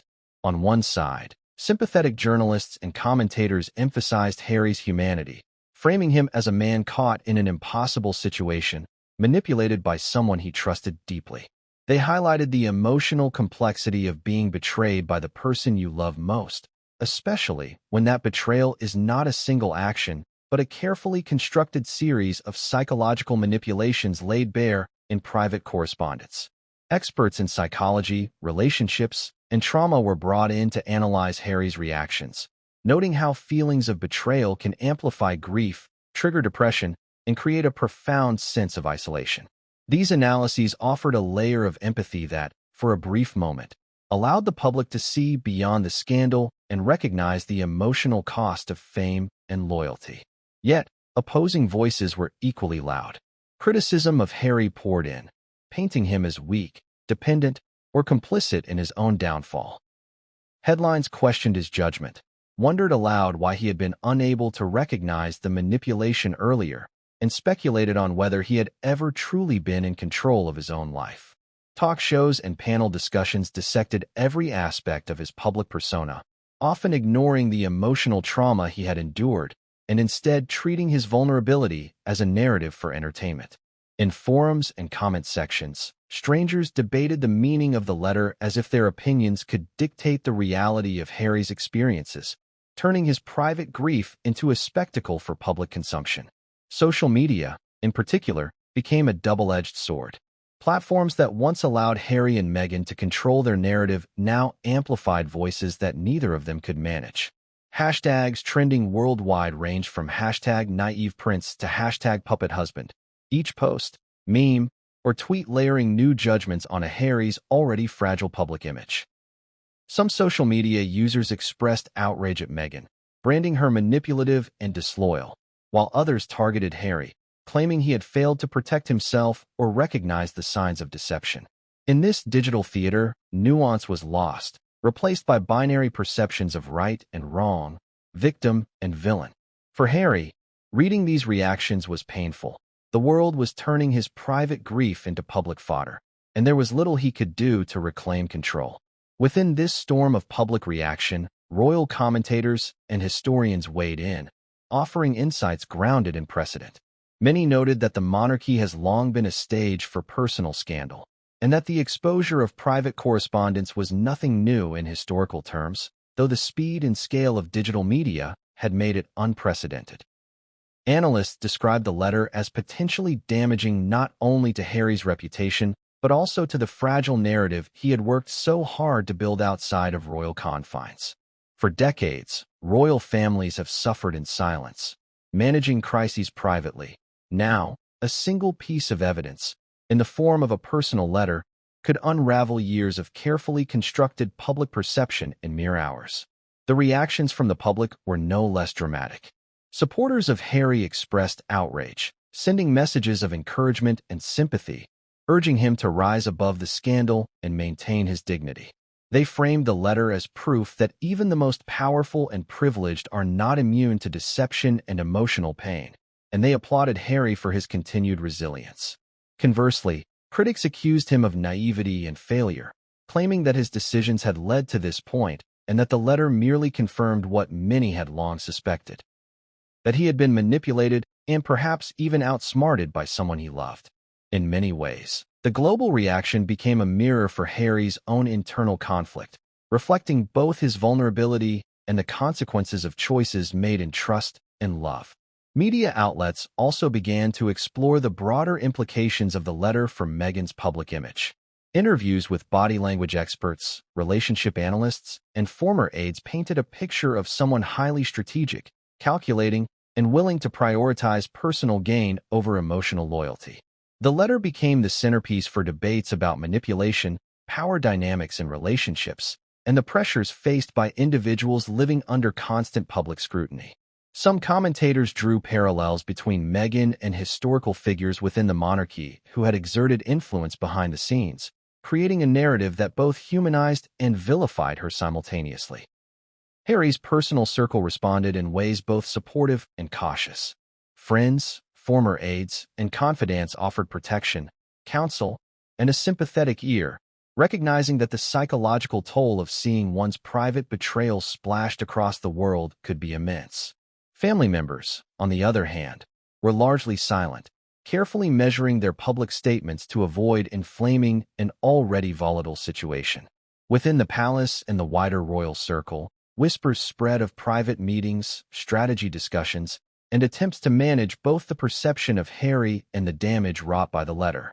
These private deliberations, although unseen by the public, added layers of complexity and tension to Harry's already overwhelming situation.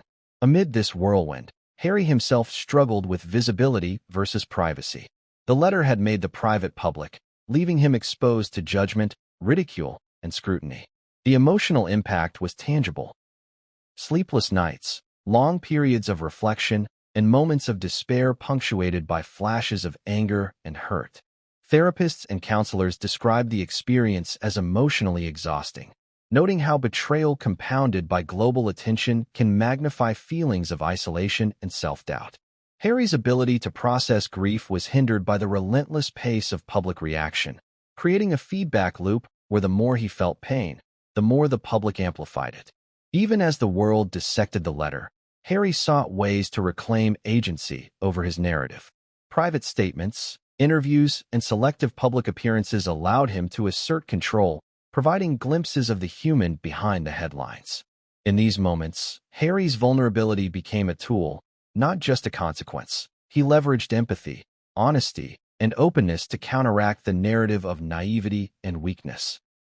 It was a delicate balancing act, walking the line between exposing his humanity and protecting himself from further exploitation. By the end of the first wave of fallout, one thing was clear: the hidden letter had changed everything. Not just for Harry and Meghan, but for the public perception of the monarchy, modern relationships, and the power of words.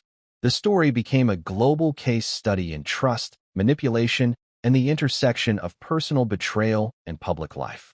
And for Harry, the journey was far from over.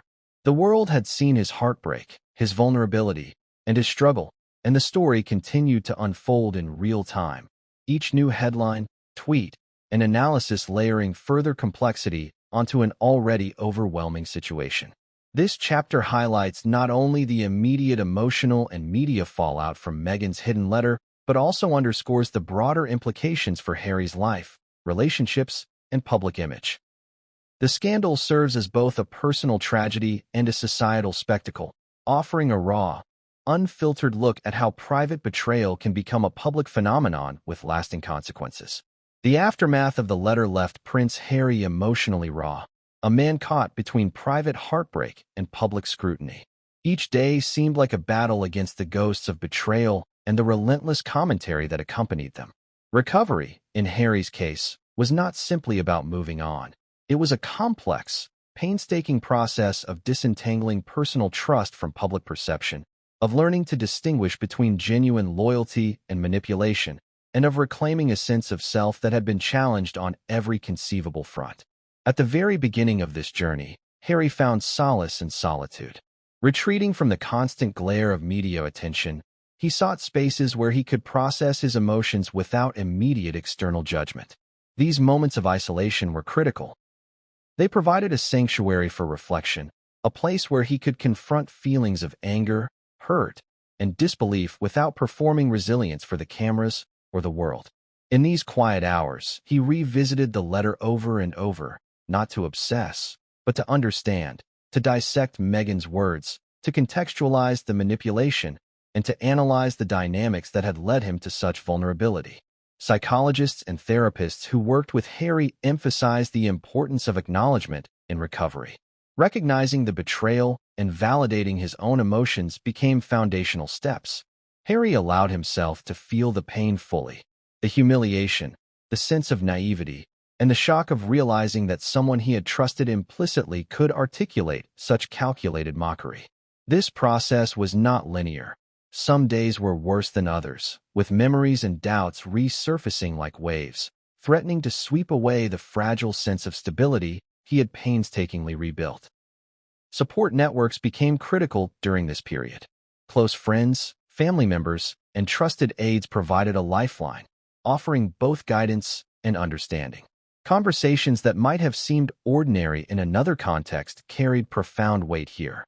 When Harry spoke with those who knew him intimately, he was reminded of his values, his instincts, and the human capacity to rise above deceit.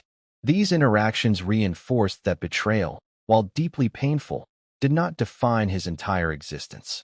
They also served as a mirror, reflecting his strengths back to him and helping him reclaim agency over his life and choices. Therapeutic interventions extended beyond traditional counseling. Mindfulness, meditation, and structured reflection exercises became part of his routine. Harry discovered that actively managing his mental space allowed him to prevent obsessive rumination, giving him the power to redirect his thoughts from past pain toward constructive action. Journaling became a particularly effective tool. He recorded his fears, frustrations, and even the lingering moments of doubt, creating a tangible archive of his emotional journey. In writing, he found clarity, a means to organize the chaos of emotions, and a pathway towards self-understanding. Rebuilding trust, however, was perhaps the most difficult aspect of recovery. The letter had introduced a fundamental question. How could Harry allow himself to rely on others after such profound betrayal? It became clear that trust could no longer be given blindly. It had to be earned and verified through consistent action and integrity. Harry learned to approach relationships with a renewed sense of discernment, balancing openness with caution, empathy with skepticism, and vulnerability with protective boundaries.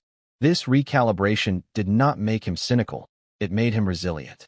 He began to recognize that the betrayal he endured did not render him incapable of love or connection.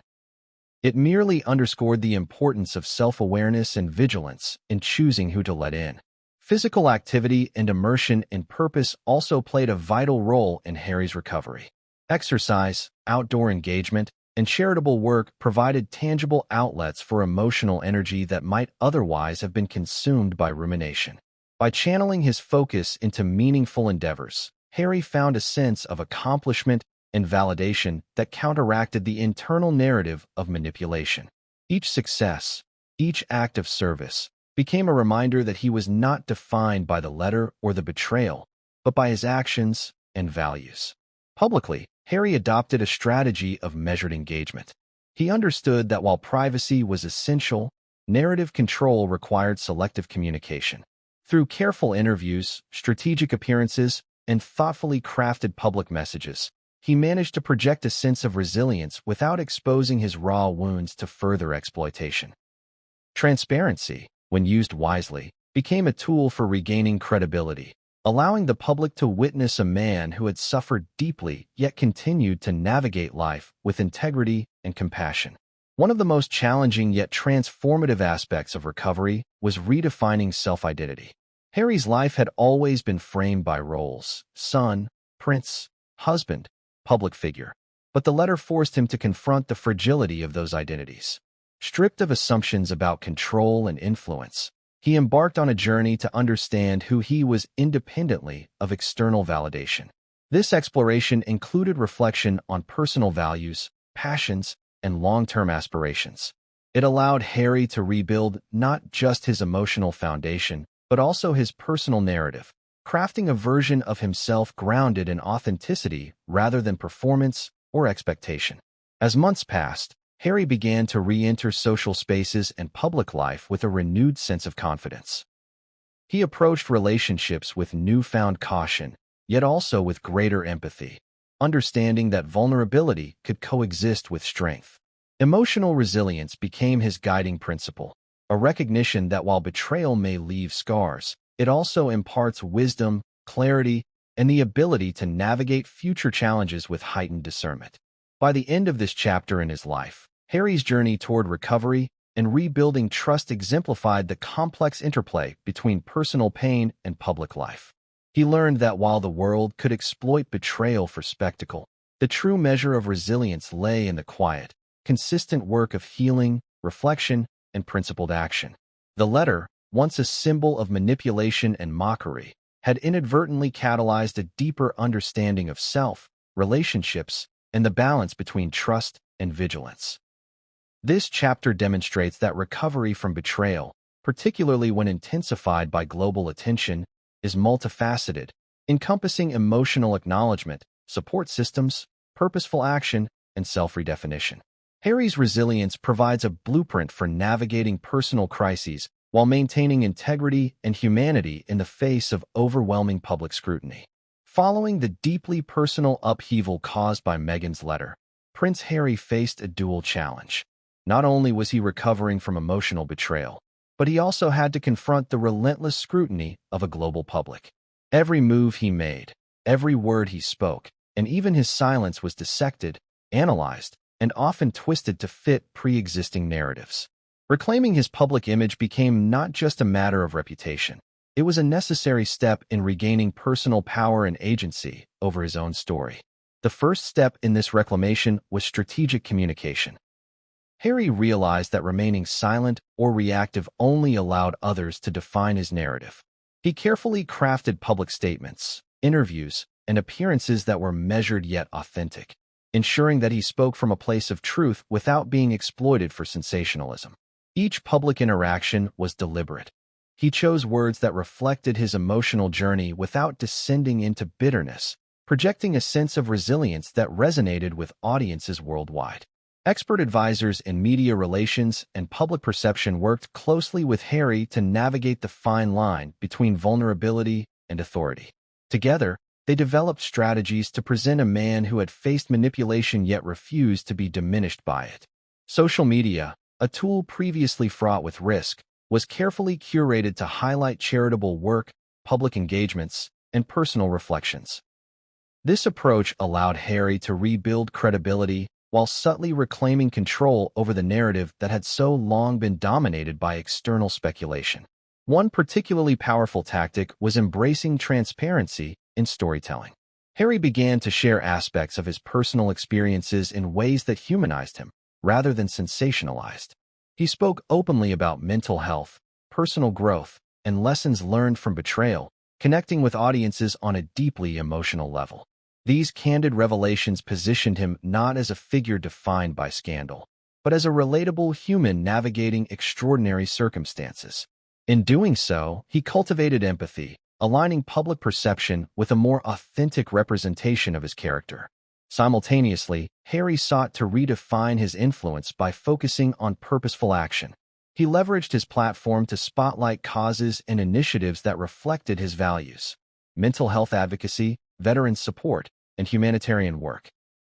By centering his public persona around service and impact, he demonstrated that personal power is not merely about image but about meaningful contribution. These efforts reinforced the perception of Harry as an active, compassionate leader, distancing him from narratives of passivity or gullibility that the letter had so starkly emphasized. Managing interactions with the media required an additional layer of sophistication. Harry learned to anticipate misinterpretation and potential exploitation, responding with precision and clarity. Leaks, rumors, and speculative reporting were addressed only when necessary, and often in ways that reframed the conversation without inflaming conflict. This strategy reflected a profound shift in approach.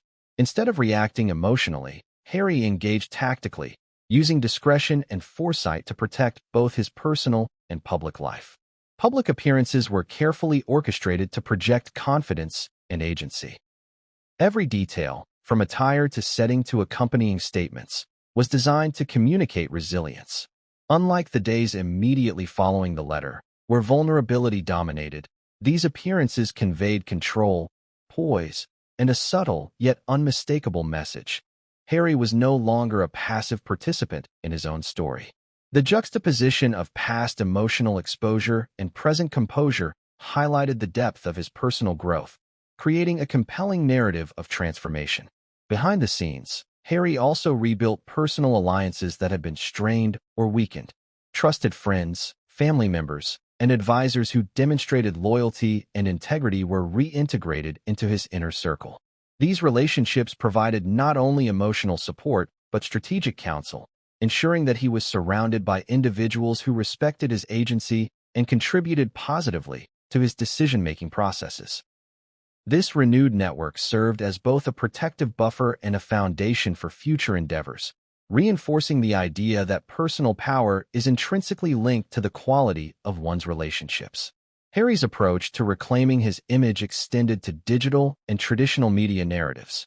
Documentaries, interviews, and biographical pieces were carefully selected and monitored for accuracy and tone.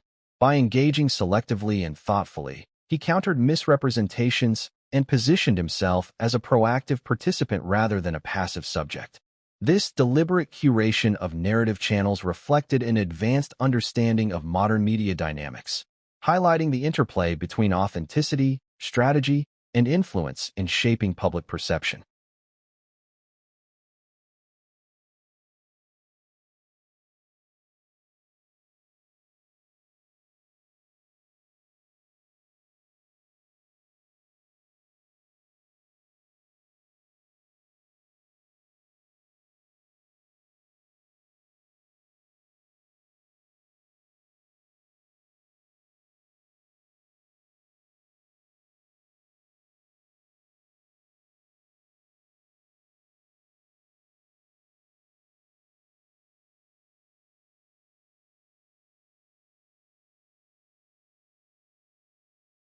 An essential component of this reclamation was self-reflection.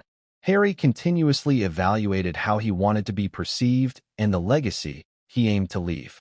This introspective process ensured that every action was aligned with core values, preventing public image management from descending into performative gestures. By grounding his strategy in genuine intent, Harry maintained credibility, authenticity, and moral authority, key factors in sustaining long-term influence and personal empowerment. As months progressed, the combined effects of strategic communication, purposeful action, and self-directed growth manifested in tangible shifts in public perception. Harry emerged as a figure characterized by resilience, thoughtfulness, and deliberate agency. The narrative of gullibility, naivety, and passive manipulation that had been highlighted in Meghan's letter gradually lost traction. Audiences began to recognize a nuanced, multidimensional leader capable of learning from betrayal, adapting to adversity, and leveraging experience to reclaim power. By the end of this chapter, it was evident that reclaiming public image is inseparable from reclaiming personal power. Harry's journey underscored that emotional recovery, strategic communication, and purposeful action are interdependent processes. The letter, once a symbol of control over him, had paradoxically catalyzed the most significant aspects of his personal and public resurgence. In facing manipulation head-on, Harry had not only reclaimed his narrative, but had also demonstrated that resilience, authenticity, and deliberate action can transform vulnerability into authority.